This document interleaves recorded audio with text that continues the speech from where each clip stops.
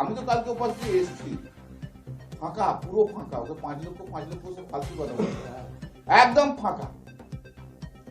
ওসব খাওয়ানো কথাবার্তা তোমরাও বলছো, ভালো করছো বলো। আমি তো উপাস দিয়ে, আমার কালকে তো আমাদের মিটিং ছিল, মিটিং করে যখন বেলা 1:30-1:15 সময় আসছি, পুরো ফাঁকা।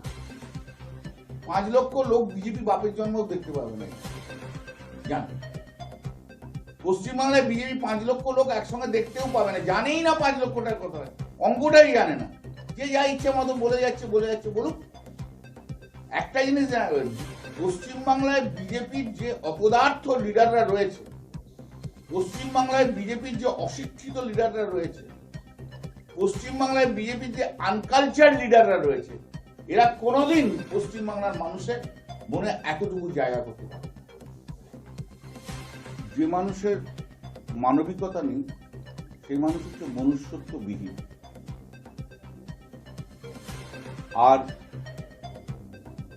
এই যে জাজমেন্টটা যারা পড়েছে, যারা পড়েনি তাদের জন্য তো আমি বোঝাতে পারবো না। তাতে সত্যি বলেছে যে corruption has not been established, corruption প্রমাণিত করতে পারে না।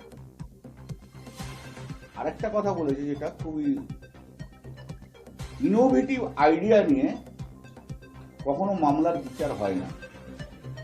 অভিজিৎ গাঙ্গুলির একটা ইনোভেটিভ আইডিয়া হয়েছিল, হঠাৎ করে লোককে ডেকে এভিডেন্সে তুলে দেওয়া, যাকে ইচ্ছে তুলে দেওয়া, কাউকে সুযোগ করতে না দেয়, এটা সব ইনোভেটিভ আইডিয়া।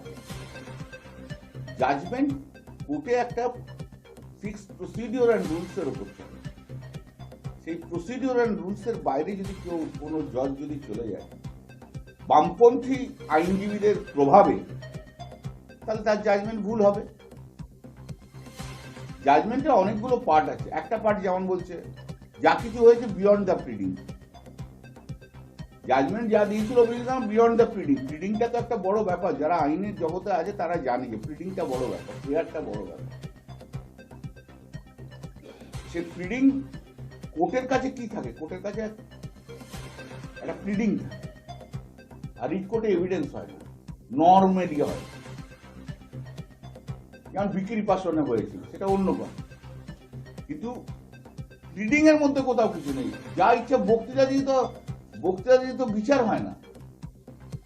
আর মানবিকতার পার্টটা হচ্ছে একদম শেষের পার্ট, লাস্ট পার্টে যে জাজমেন্ট করেছে। এবং আমি মনে করি যে মাননীয় তপব্রত চক্রবর্তী এবং মাননীয় ঋতুব্রত মিত্র যে জাজমেন্ট দিয়েছেন, সেই জাজমেন্ট কিন্তু হাইকোর্টের একটা আজকের দিনের একটা নিদর্শন। মানবিকতা বিহীন হয়ে যাচ্ছে। খেয়ে দেবো চাকরি, কেটে দেবো চাকরি থেকে দেব না, এই মানসিকতা নয়। সংবিধানটা হচ্ছে, সংবিধানের যত ধারা আছে না, এটাকে পজিটিভ ভাবে দেখতে হয়, নেগেটিভ না। দুর্ভাগ্যের ব্যাপার হচ্ছে এই যে ফান্ডামেন্টাল রাইট বলো, ডেমোক্রেটিক বলো, রাইট বলো, সবগুলো না পজিটিভ দেখতে হয়, নেগেটিভ দেখলে হয় না। সংবিধানকে প্রতিদিন তার অধিকারকে বর্ধিত করতে হয়, এটা কোর্টের কাজ এবং আইনজীবীদের কাজ। বামপন্থীদের সমস্যাটা কি হয়েছে? বামপন্থীদের সমস্যা হচ্ছে ওদের যারা ছিল, মানে ওরা যাদের হয়ে আর্গুমেন্ট করেছে, ওদের যারা ছিল বলো না, ওরা যাদের হয়ে আর্গুমেন্ট করেছে তারা কেউ সুযোগই পায়নি। মানে সেই তখনকার কেউ ওয়েট লিস্টে ছিল, কেউ ছিল। অভিজিৎ গঙ্গোপাধ্যায় কি করেছে? অভিজিৎ গঙ্গোপাধ্যায় করেছিল যারা সুযোগ পায়নি, যারা মেরিটই আসেনি, তাদের জন্য দরজা ওপেন করেছিল, আর এদের চাকরি খেয়ে দিয়েছিল। মানে বামের লোকেরা আসবে, চাকরি করবে, আর সাধারণ মানুষ কেউ চাকরি করবে না।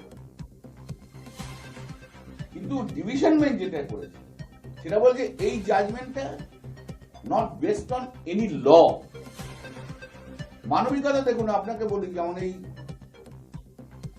এগুলো মানবিকতা না থাকলে হয় না। এই যে সূর্যকান্ত এবং জয়মাল্য বাগচি, ওই বাংলাদেশ থেকে যাকে নিয়ে এসেছে সোনালী, বলে যে পরে বিচার হবে, আগে নিয়ে এসে, এটাই তো মানবিকতা। বামটা উঠে গেল কেন? বামটা উঠে যাওয়ার পিছনে মানবিকতাটাই চলে গেছিল ওদের। সিঙ্গুর আন্দোলন, কৃষকের আন্দোলন ছিল, কৃষকদের অধিকারের প্রশ্ন ছিল, মানবিকতার প্রশ্ন। সেই মানবিকতার প্রশ্নটাকে বুদ্ধবাবু কখনো দেখেননি, বামেরা কখনো দেখেননি। আজ তাই জন্য আজকে বাম শূন্য হয়ে গেছে। ওরা যত বলবে তত বাংলার মানুষের কাছ থেকে ওরা শূন্য থেকে শূন্য শূন্য শূন্য শূন্য শূন্য শূন্য চলে যাবে।